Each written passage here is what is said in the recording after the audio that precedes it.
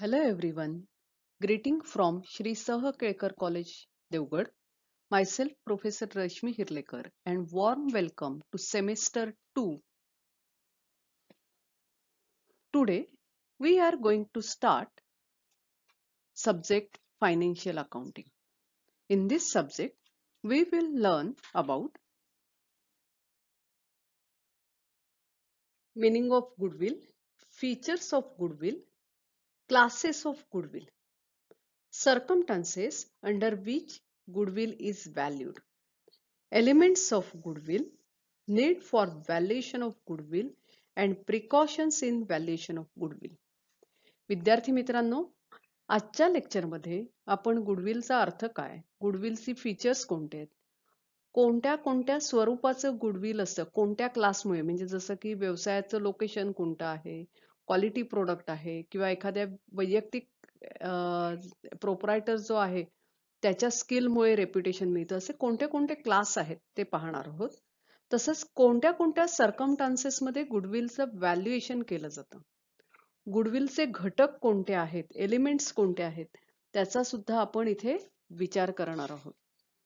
तसंच गुडविल व्हॅल्युएशनची गरज का निर्माण होते आणि गुडविल व्हॅल्युएशन करत असताना कोणत्या प्रिकॉशन्स घेतल्या पाहिजेत हे आपण पाहणार आहोत.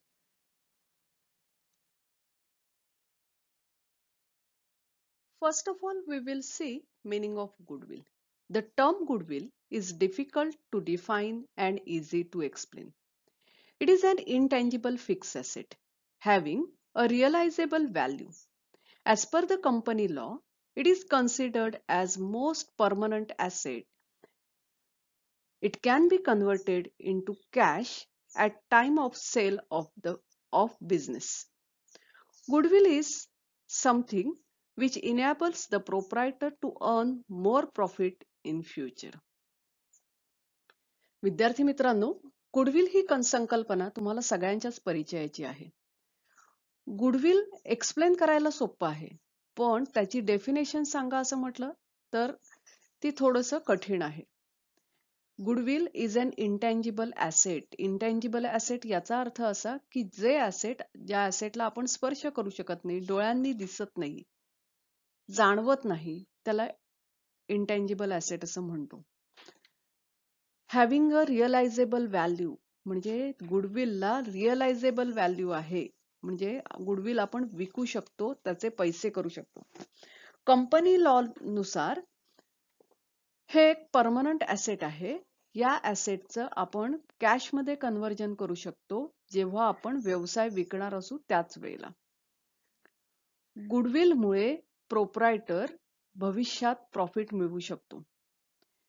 It is a magnetic power of attracting the flow of customers towards the organization. Goodwill काय आहे? तर गुडविल ही एक मॅग्नेटिक पॉवर आहे. Attracting the flow of customers towards the organization. आपल्या दुकानाकडे ग्राहकांना खेचून घेण्याची मॅग्नेटिक पॉवर म्हणजे goodwill.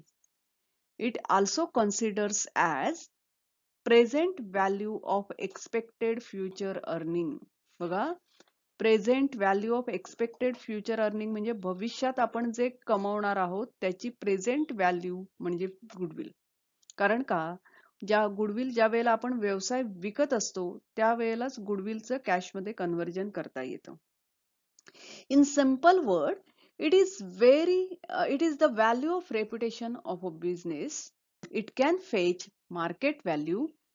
It is like any other asset, a store of perceptive revenue.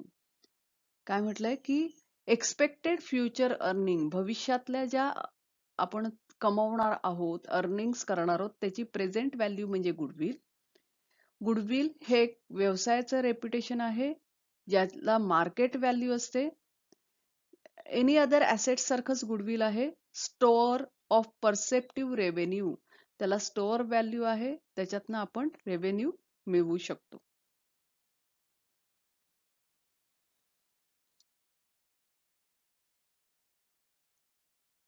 Now we will discuss about features of goodwill. Basic features of goodwill. A. It is an asset of a business but it is intangible asset. B. It helps the business to earn more profit than normal profit. C. It has a value in case of profit making concern. It doesn't have any value in case of loss making concern. D. It is created by a variety of factors. विद्यार्थी मित्रांनो, या स्लाइडमध्ये आपण features बघितलेत. फीचर्समध्ये goodwill हे एक asset आहे, but it is an intangible asset. Second काय सांगितलं इथे की गुडविलमुळे व्यवसाय नॉर्मल प्रॉफिटपेक्षा अधिक प्रॉफिट मिळवतं. व्यवसायात नॉर्मल प्रॉफिटपेक्षा अधिक प्रॉफिट मिळतं. तिसरा पॉइंट काय म्हटलं इथे, जर प्रॉफिट मेकिंग कन्सर्न असेल तर गुडविलला व्हॅल्यू असते आणि लॉस मेकिंग कन्सर्न असेल तर इट डझंट हॅव व्हॅल्यू. आणि goodwill fourth point, goodwill is created by variety of factors. अनेक फॅक्टर्स जबाबदार असतात गुडविलसाठी. Classes of goodwill. There are 4 classes of goodwill which are given as follows. The first one, local, arising from location of proprietary business premises. Second, personal reputation of individual arising through professional skill, influence and personality. Third, reputation of goods sold arising from higher standard of quality. And fourth one, absence of competition or existence of monopoly. गुडविलचे 4 class आहेत. पहिलं म्हटलंय local. आता arising from location of proprietary business premises. तुमच्या व्यवसायाचं location कोणतं आहे आणि त्या लोकेशनमुळे निर्माण झालेलं गुडविल. उदाहरणार्थ सांगायचं झालं तर समुद्र किनाऱ्याला आणि सुंदर असा ज्या ठिकाणून दृश्य दिसतंय अशा ठिकाणी एखादं हॉटेल असेल तर त्या लोकेशनमुळे त्याचं गुडविल क्रिएट होतं की ते शांत परिसर आहे, समुद्र किनारा आहे, समोर समुद्र दिसतोय सगळ्या खिडकींमधनं, परिसर शांत आहे, आजूबाजूला हिरवळ आहे, तर लोकेशनमुळे निर्माण झालेलं गुडविल. Second, personal reputation. आता ही पर्सनल रेप्युटेशन ऑफ इंडिव्हिज्युअल, आता एखाद्या व्यक्तीचं रेप्युटेशन जसं की त्याचं प्रोफेशनल स्किल, त्याचा इन्फ्लुएन्स, त्याची पर्सनॅलिटी याच्यामुळे निर्माण झालेलं goodwill. Third, reputation of goodwill sold arising from higher standard of quality. म्हणजे कोणत्या प्रकारचं चा माल तिथे विकला जातो. The goods sold have high quality. तर अशा वेळेला गुडविल निर्माण होतं. आणि fourth one, absence of competition. स्पर्धाच नाहीये, कोणी स्पर्धक नाहीये. Existence of monopoly. मोनोपॉली आहे, आपण एकटे जे विकणार ते लोक घेणार. तर अशा वेळेला गुडविल तयार होतं.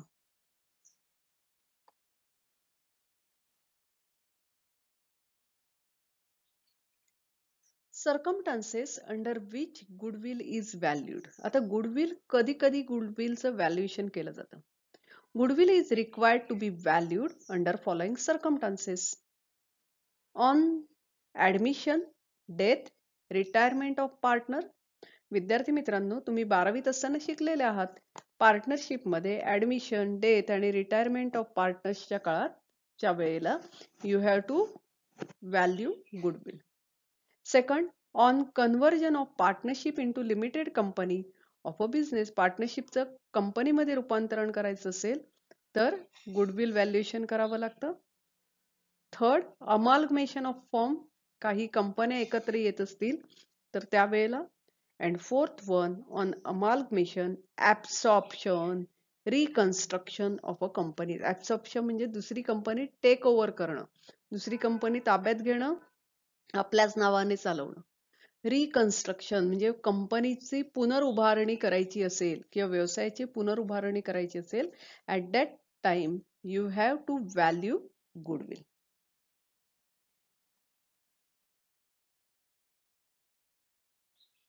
Elements of goodwill. आता गुडविलचे एलिमेंट्स कोणते असतात तर customer list, Organization cost, development cost, trademark, trade name, brands, secret process and formula, patent, copyright, franchises and superior earning power. हे सगळे एलिमेंट्स आहेत. म्हणजे आता एलिमेंट्स म्हणजे घटक. गुडविल कशावर अवलंबून असतं? तर कस्टमर लिस्ट, तुमचे गिरायक किती आहेत, तुमची ऑर्गनायझेशन कॉस्ट कशी आहे, डेव्हलपमेंट कॉस्ट किती आहे तुमची, त्याच्यानंतर ट्रेडमार्क्स, तुमचं ट्रेड नेम, ब्रँड, त्याच्यानंतर सिक्रेट ऑफ प्रोसेस फॉर्म्युला, तुम्ही जो काही फॉर्म्युला वापरताय त्याचं सिक्रेसी, पेटंट, कॉपीराइट, फ्रँचायझी आणि superior earning power, these are all elements of goodwill. Need for valuation of goodwill. The need for valuation of goodwill arises in following circumstances. Acquisition of business. आता कधी कधी goodwill valuation करावं लागतं. तर नवीन business acquire करत असताना, reconstruction of firm करत असताना, अमालगमेशन ऑफ फर्म और कंपनी, त्याच्यानंतर व्हॅल्युएशन ऑफ शेअर्स, शेअर्सचं व्हॅल्युएशन करण्यासाठी, computation of wealth tax calculation करण्यासाठी, कन्सोलिडेशन ऑफ अकाउंट्स, दोन कंपन्यांचे अकाउंट्स एकत्र करत असताना, take over of business by government, सरकार जर तुमचा व्यवसाय टेक ओव्हर करत असेल, at that time you are required to value the goodwill.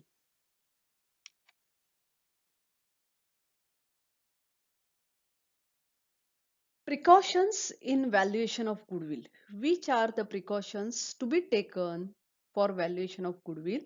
There are two precautions to be taken in deciding the value of goodwill. The first one is it should be always remember that goodwill is paid for future. लक्षात ठेवा, goodwill valuation करत असताना goodwill कशासाठी पे केलं जातं? भविष्यात तुमची earning capacity जास्त असणार आहे यासाठी पे केलं जातं. It is paid for the future. The next one, it is future maintainable profit which is considered on the basis of deciding the value of goodwill. Future maintainable profit हे base आहे deciding the value of goodwill. गुडविलची value ही future maintainable प्रॉफिटवर अवलंबून असते.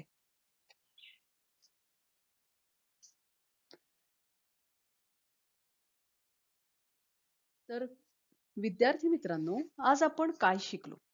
आज आपण goodwill म्हणजे काय ते बघितलं, गुडविलचे फीचर्स काय आहेत ते बघितले, त्याच्यानंतर गुडविलचे क्लासेस ऑफ गुडविल, याचा अर्थ गुडविल कशामुळे निर्माण होतं, कोणत्या कोणत्या क्लासमुळे निर्माण होतं, कोणत्या कोणत्या सर्कमस्टन्सेसमध्ये गुडविलचं व्हॅल्युएशन करावं लागतं हे पण आपण बघितलं, गुडविलचे एलिमेंट्स कोणते आहेत ते बघितले, गुडविल व्हॅल्युएशनची गरज का आहे हे बघितलं, आणि लास्ट, गुडविल व्हॅल्युएशन करत असताना कोणत्या प्रिकॉशन्स घ्याव्या लागतात हे सुद्धा बघितलं. In next lecture, we will discuss about different methods of valuation of goodwill. Till then, thank you to you and happy learning. Have a nice day.